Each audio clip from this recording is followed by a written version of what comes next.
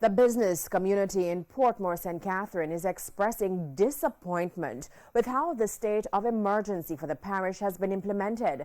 They voiced their grouses at a meeting at the Portmore Mall on Monday night. For members of the Sunshine City Chamber of Commerce, SCCC, the move by the government to address crime across the country is necessary.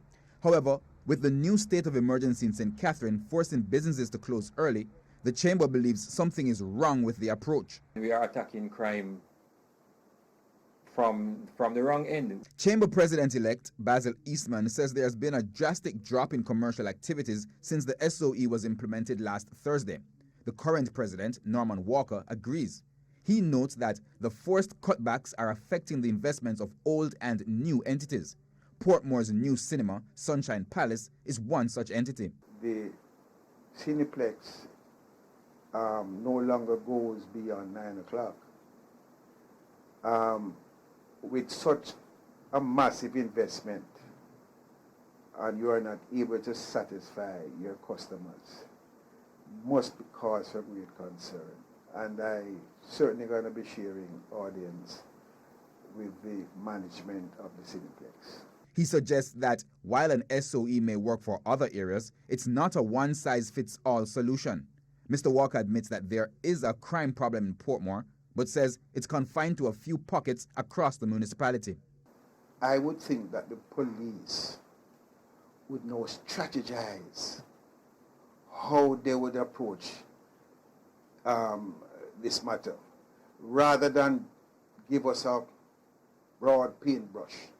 Under the SOE, different classes of business are required to close between 7 and 9 o'clock each evening. The measure is to remain in effect for 14 days and may be extended for an additional 3 months if so approved by a 2/3 majority of both houses of parliament. We asked Mr. Walker if he believes Portmore businesses can survive 3 months of an SOE. The answer is no. No. People, as an employer of labor and as chairman of this Portmore Mall, they're going to be fallout. People will be going home. He says the chamber is therefore making a plea to the police and to the government for special consideration. You can't broad brush all of us. We are a different community and we need to be treated differently. Herman Green, TVJ News. Still to come this evening, family of teen allegedly raped by medical doctor demands speedier investigation. And in business news, local manufacturers separate assessing new markets for the post-Brexit era.